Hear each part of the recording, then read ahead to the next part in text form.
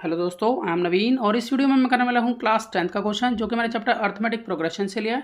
तो चलिए शुरू करते हैं।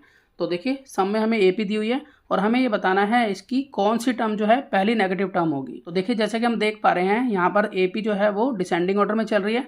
सबसे पहले है 65, फिर 61, फिर 57 और 53। तो इस तरह से ये नेगेटिव टर्म आ जाएगी हमारी और हमें यही बताना है कि कौन सी टर्म जो है वो पहली नेगेटिव टर्म होगी। तो देखिए सबसे पहले मैं लिख लेता हूँ यहाँ पर मेरा फर्स्ट टर्म यानी कि ए जो है वो 65 है और कॉमन डिफरेंस जिसे हम डी बोलते हैं वो हमारा यहाँ रहेगा 61 माइनस 65 यानी कि -4। डी हमारा यहाँ -4 है। हम यहाँ लिख लेते हैं कि हमारी जो भी नेगेटिव टर्म है वो एनथ टर्म हमारी यहाँ नेगेटिव है। तो देखिए मैंने यहाँ ये तो लिख लिया कि मेरी कोई टर्म जो है नेगेटिव के इक्वल होगी। अब यहाँ पर मुझे कोई नंबर भी चाहिए, ठीक है, तो मैं इसको इस तरह से भी लिख सकता हूँ कि यहाँ पर ए एन लेस देन होगा 0 से। अब यहाँ पर मैं ए एन का फॉर्मूला पुट कर सकता हूँ A plus N minus 1 D less than है पूरा 0 से।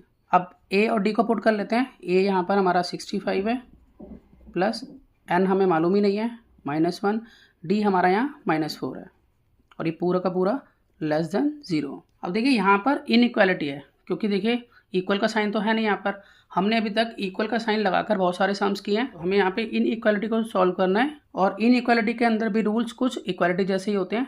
तो देखिए जहाँ पर चेंज होगा वहाँ मैं आपको बताऊँगा। तो सबसे पहले ये जो 65 है इसको मैं राइट में शिफ्ट कर लेता हूँ। तो मैं यहाँ लिखूँगा n-1 यहाँ -4 पूरा लेस देन 0 - 65 ऐसे लिखेंगे।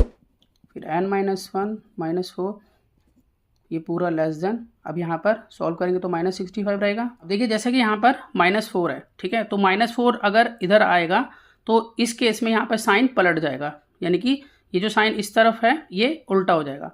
तो इसको हम इस तरह से लिखेंगे। इनइक्वालिटी में ऐसा होता है n-1 यहाँ साइन इधर हो जाएगा -65 अपॉन -4। 11th क्लास में हम इसके बारे में डिटेल में पढ़ेंगे। फिलहाल अभी हमें सिर्फ ये ध्यान रखना है कि यहाँ पर इस तरह से जो भी मल्टीप्लिकेशन की फॉर्म में अगर नेगेटिव नंबर है यहाँ पर तो वो जब इधर शिफ्ट होगा तो साइन पलट जाता है। तो यहाँ माइनस से माइनस कैंसिल। अब n-1 ग्रेटर दैन, अब इन दोनों को अगर डिवाइड कर लें तो हमारे पास आ जाता है 16.25। अब आगे देखिए अगर हम इस वाले -1 को उधर लेके जाते हैं तो जगह n ग्रेटर दैन 16.25 + 1 तो n ग्रेटर दैन यहाँ पर हो जाता है 17.25। अब यहाँ पर अगर हम देखें तो n जो है वो ग्रेटर देन है 17.25 से, तो इसलिए हम ये कह सकते हैं कि n करीब करीब 18 के इक्वल हो जाएगा क्योंकि इससे बड़ा नंबर होगा वो। तो जब यहाँ पर n 18 के इक्वल आया है तो हम यहाँ कह सकते हैं कि जो हमारी पहली नेगेटिव टर्म होगी वो यहाँ पर a18 होगी। 18th टर्म जो है वो हमारी पहली नेगेटिव टर्म बनेगी जब ये AP आगे बढ़ेगी। आशा करता हूँ आपको सम समझ में आया होगा। इसी तरह के बहुत से सम क्लास 10th के लिए पहले से अपलोड हैं, आप उन्हें देख सकते हैं। तो मिलते हैं नेक्स्ट वीडियो में और नए सम के साथ, तब तक के लिए गुड बाय।